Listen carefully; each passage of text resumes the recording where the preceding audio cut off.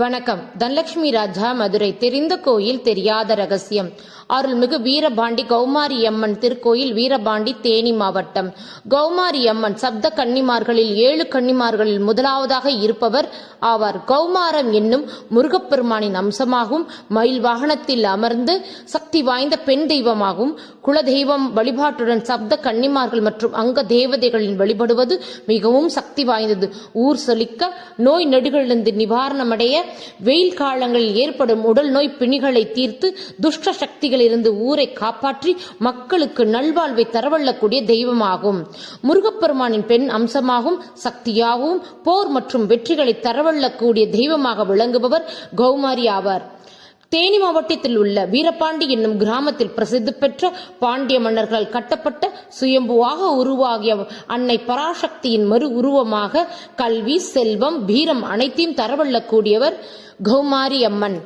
வைகை நதி கரையின் ஓரத்தில் அடர்ந்த காட்டுப்பகுதியில் அசுரன் ஒருவனை கொள்வதற்காக சக்தி தேவியின் அம்சமாக கௌமாரி தோன்றி சிவலிங்கத்தை பிரதிஷ்டை செய்து அதன் முன் தவம் இருந்து வந்தார்.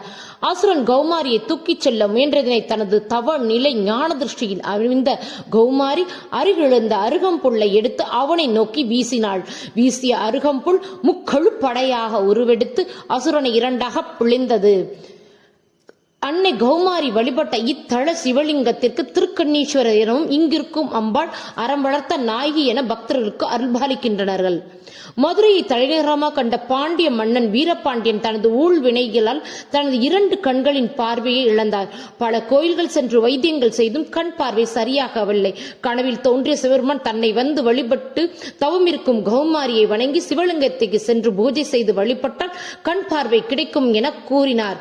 அதன்படி வீரபாண்டிய மன்னன் இத்தலம் வந்து கௌமாரி அம்மனை வழிபட்டு தனது வலது கண் பார்வையும், கண்ணீஸ்வரரை வழிபட்டு தனது இடது கண் பார்வையும் பெற்று மணமகளுடன் கௌமாரி அம்மன் திருக்கோயிலும் கண்ணீஸ்வரமுடையார் திருக்கோயிலும் கட்டி ஊர் மக்கள் அனைவரும் தங்களுடைய நோய் தீர்க்க வழிபாட்டு முறைகளை கொண்டு வந்தனர்.